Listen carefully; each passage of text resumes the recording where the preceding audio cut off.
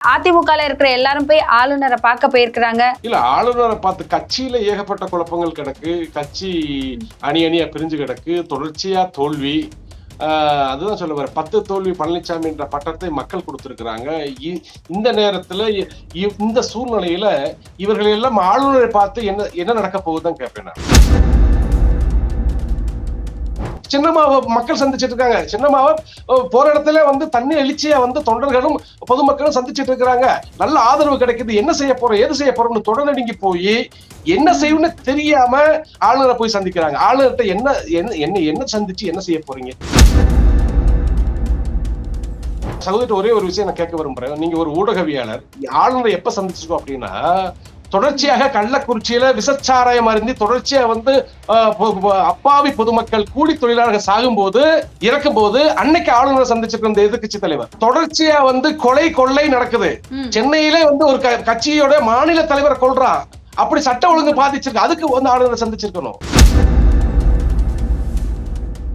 ஒரு விஷயம், வெற்றி தோல்வி அரசியல் கட்சிக்கு சகஜம்தான். ஆனா 10 தோல்வியா இருக்காங்க அவங்க. 10 தோல்வி தொடர்ச்சியா. சரி, நாடாளுமன்ற தேர்தல்ல ஒரு இடத்துல ஜெயிக்க வேணாமா? வெக்கப்பட வேணாமா? வெறுமனே சொல்றாங்க எடப்பாடி பழனிசாமி கொங்கு மண்டலம் கோட்டைன்றாங்க. அந்த கோட்டைக்குள்ளதாண்டா ஓட்ட விழுந்திருக்கு. ஒரு விஷயம் சொல்றேன் சகோதரி உங்களுக்கு. இனி அதிமுகவை பொறுத்த அளவுக்கு அண்ணன் ஓபிஎஸ் இல்லாமல், அதே போல டிடிவி இல்லாமல், அதே போல சின்னம்மா இல்லாமல் எடப்பாடி பழனிசாமி தமிழகத்திலே மண் எடுக்க முடியாது என்பதை சத்தியம் பண்ணி சொல்றேன்.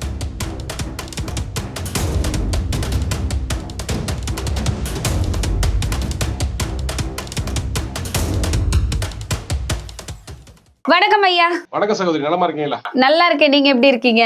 நல்லா இருக்கேன் தாயி. ஐயா, நீங்க இப்போ நிறைய இடங்கள்ல பேசிட்டு இருக்கிறீங்க. அதிமுகல இருக்கிற எல்லாரும் போய் ஆளுநரை பார்க்க போயிருக்கிறாங்க. அதை நீங்க எப்படி பாக்குறீங்க? உங்களது கருத்து? இல்ல ஆளுநரை பார்த்து கட்சியில ஏகப்பட்ட குழப்பங்கள் கிடக்கு. கட்சி அணி அணியா பிரிஞ்சு கிடக்கு. தொடர்ச்சியா தோல்வி. அதுதான் சொல்ல வர 10 தோல்வி பழனிசாமி என்ற பட்டத்தை மக்கள் கொடுத்திருக்கிறாங்க. இந்த நேரத்துல இந்த சூழ்நிலையில இவர்கள் எல்லாம் ஆளுநரை பார்த்து என்ன நடக்க போகுதுன்னு கேட்பேன் நான். இப்ப எதிர்கட்சி தலைவர் ஒரு எதிர்கட்சி தலைவரா இருக்கிறீங்க. அது எப்படி அந்த எதிர்கட்சி தலைவர் ஆனங்கன்ற விஷயம் மக்களுக்கு தெரியும்.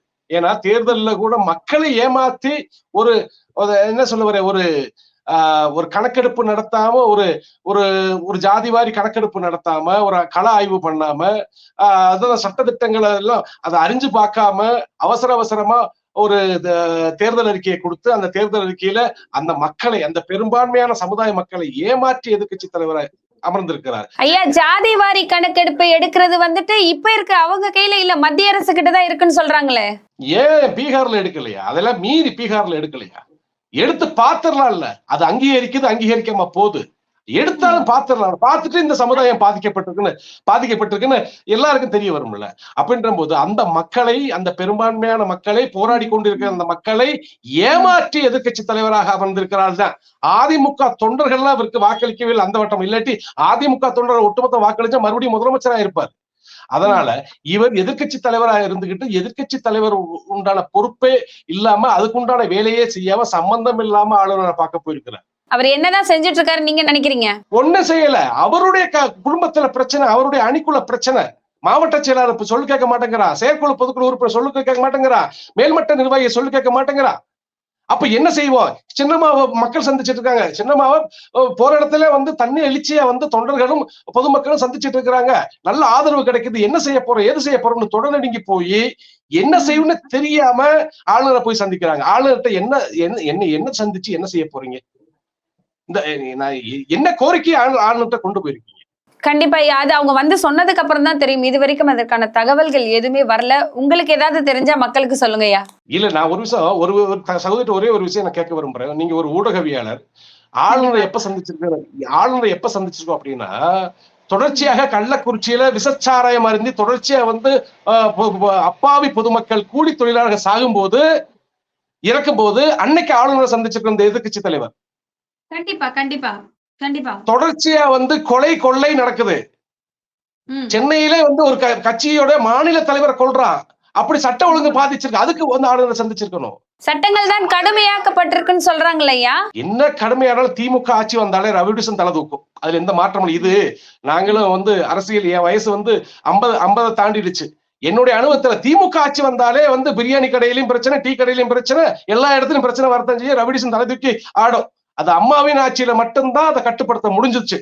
ஆகவே நான் என்ன சொல்றேன், இதெல்லாம் விட்டுட்டு நீங்க சம்பந்தமே இல்லாம கட்சிக்குள்ள மிகப்பெரிய குழப்பம் ஓடிக்கிட்டு இருக்கு. உங்களுடைய அணிக்குள்ளே மிகப்பெரிய குழப்பம். மாவட்ட செயலாளர் கூட்டத்தை புறக்கணிக்கிற மாவட்ட செயலாளர், அதே போல செயற்குழு பொதுக்குழு அறிவிச்சிருக்கீங்க 16ஆம் தேதி. நான் என்ன சொல்றேன், இந்த 16ஆம் தேதி செயற்குழுல அந்த செயற்குழு உறுப்பினர் என்ன முடிவெடுக்க போறாங்கன்னு தெரியல. இதெல்லாம் விட்டு சம்பந்தமே இல்லாம நீங்க ஆளுநரை சந்திச்சு என்ன சாதிக்க போறீங்கன்னு தெரியல. அது எடப்பாடி அவர்களுக்கு மட்டும் தான் தெரியும். இல்ல இபிஎஸ் ஐயா என்ன மாதிரி திட்டமிடுறாரு? அவரு தெளிவாதான் முடிவெடுக்கிறாரா? மூலம் மங்கி 6-7 வருஷம் ஆச்சுதாயி. மூலம் மங்கி போச்சு. ஏன்னா நான் என்ன சொல்ல வரேன், கள நிலவரம் தெரியாத ஒரு அரசியல்வாதி ஒரு கட்சியை வழிநடத்த முடியுமா? கள நிலவரம் தெரியல சொல்றீங்களா அவருக்கு? கண்டிப்பா கள நிலவரம் தெரிஞ்சிருந்தா கட்சியை ஒன்றுபட்டு இருக்கு. அவர் கள நிலவரம் தெரிஞ்சனாலதான் நான் விக்கிரவாண்டியில புறக்கணிச்சிருக்கேன், தெளிவான முடிவு எடுத்திருக்கேன் தானே சொல்லிட்டு இருக்கிறாரு. பேடித்தனத்துக்கு பேரு நான் என்ன சகோதரி, பேடித்தனத்துக்கு பேரு கள நிலவரம் அறிஞ்சவனா?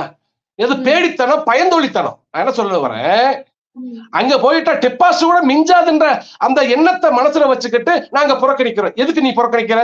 வலுவான ஒரு எதிர்கட்சின்னு சொல்றீங்க. ஒரு நம்மளும் பெரிய போட்டியில நிக்கணும், நின்னு தோல்வி பெற்றா அது ஒரு நல்ல விஷயம். நான் நிக்கவே மாட்டேன் பின்வாங்குறது அது எந்த அளவுல ஏத்துக்க முடியாது இல்லையா? அதுதான் சொல்றாங்க, அதுதான் தொண்டர்கள் சொல்றாங்க, பொதுமக்களும் சொல்றாங்க. எடப்பாடி பழனிசாமி நீங்க இந்த இடைத்தேர்தல்ல நீங்க நின்று தன்னை நிரூபிச்சிருந்தா உண்மையிலே உங்களை நாங்க ஏத்துக்கிறோம்.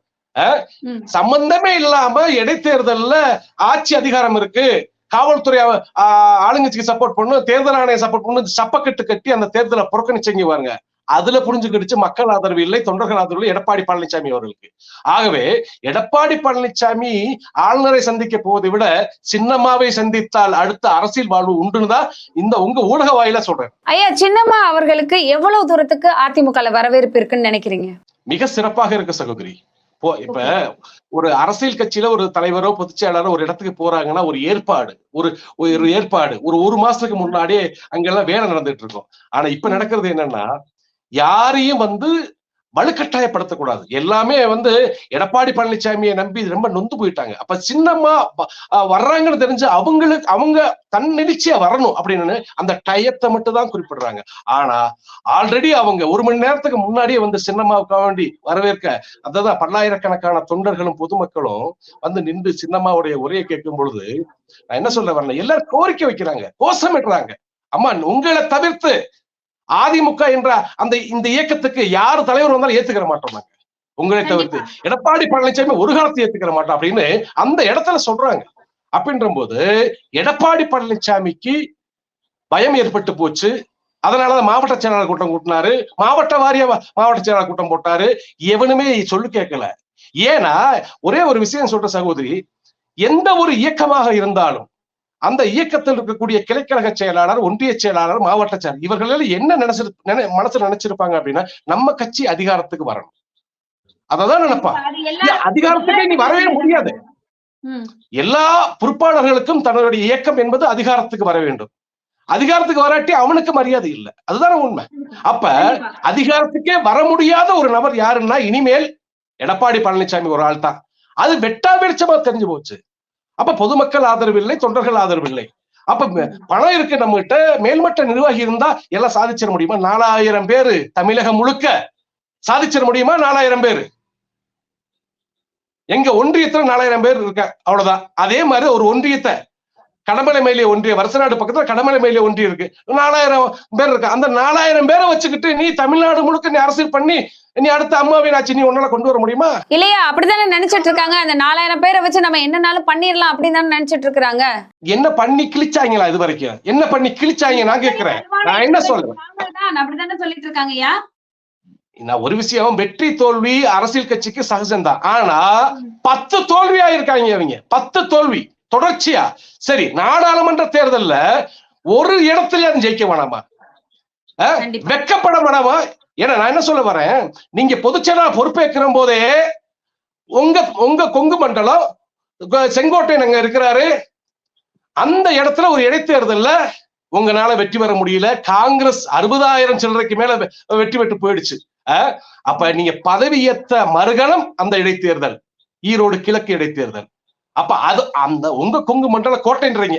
வெறுமனே சொல்றாங்க எடப்பாடி பழனிசாமி கொங்கு மண்டலம் கோட்டைன்றாங்க. அந்த கோட்டைக்குள்ளதாண்டா ஓட்ட விழுந்திருக்கு. ஐயா, பெரிய கவுண்டர் சின்ன கவுண்டருக்கும் பெரிய கவுண்டருக்கும் போட்டின்னு சொல்றாங்க. எப்படிங்க? சின்ன கவுண்டருக்கும் பெரிய கவுண்டருக்கும் போட்டின்னு சொல்றாங்க. அதுதான் ஜாதி கட்சி நடத்துறாங்க. நான் சொல்றேன் ஜாதி கட்சி. நான் தான் கவுண்டர் சமுதாயத்துக்கு பெரிய தலைவர்னு எடப்பாடி சொல்றாரு. இல்ல வேலுமணி நான் தான் தலைவர்னு அவர் சொல்றாரு.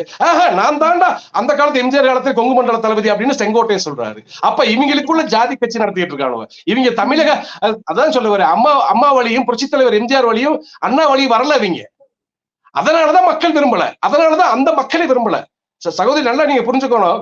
ஆண்டிவெட்டி தொகுதி எப்படியோ அதே மாதிரிதான் கொங்கு மண்டலத்தில் இருக்கக்கூடிய பொதுமக்களும் சரி, அங்குள்ள வாக்காளர்களும் சரி, முழுக்க முழுக்க புரட்சி தலைவர் எம்ஜிஆருடைய ரத்தத்தின் ரத்தங்கள். அவங்க இவங்களை புறக்கணிச்சாங்க சொல்லுங்க பாப்போம். ஜெயிக்க முடியல.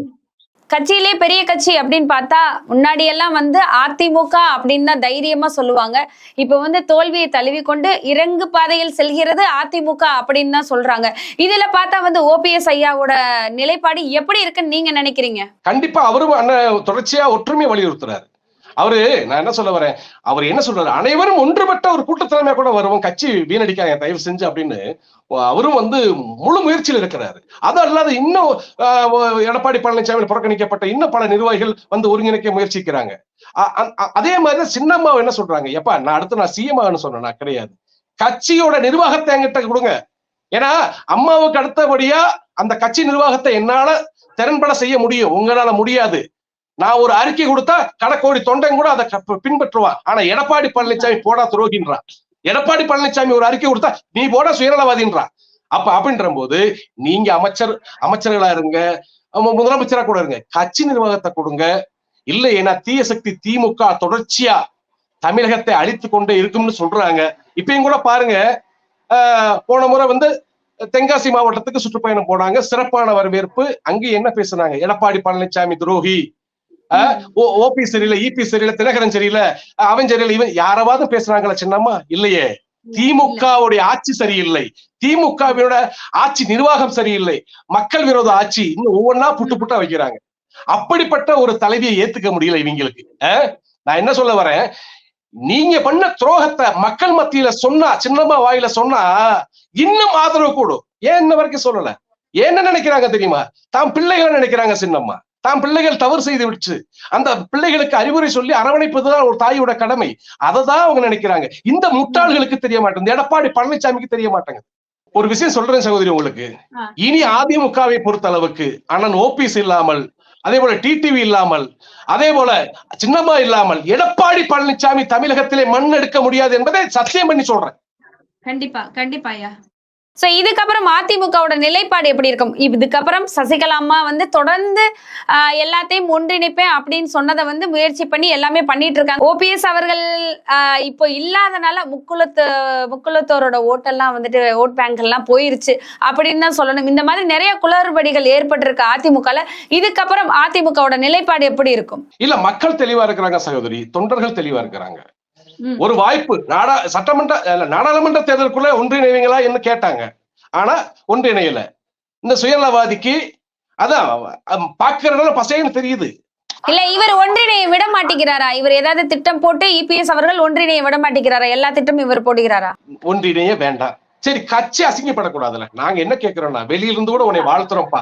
அம்மா ஒரு காலகட்டத்தில் என்ன சொன்னாங்கன்னா, சிறை மீண்டு வெளியே நீங்க அதிமுகவை வெற்றி பாதையில கொண்டு போங்க, நான் வேண்டாம் ஒதுங்கி நிக்கிறேன் தற்காலிகமாக, கோயிலா போய் சாமி கும்பிடுறேன், 2 லட்சம் வெற்றி வரணும் உண்டு, ஆனா நல்ல முறையா நிர்வாகம் பண்ணி தீய சக்தி திமுகவுக்கு எதிராக அம்மாவின் ஆட்சி கொண்டு வாங்கன்னு போன சட்டமன்ற தேர்தல்ல பேசுனாங்க. ஆமா, அத சொல்லிட்டு தான் புறக்கணிச்சு அரசியல் விட்டு கொஞ்சம் ஒதுங்கி நிக்கிறேன்னு சொன்னாங்க சின்னம்மா. ஆனா நீங்க போற பாதை தவறான பாதையா இருக்க, எப்படி விட்டுற முடியும்?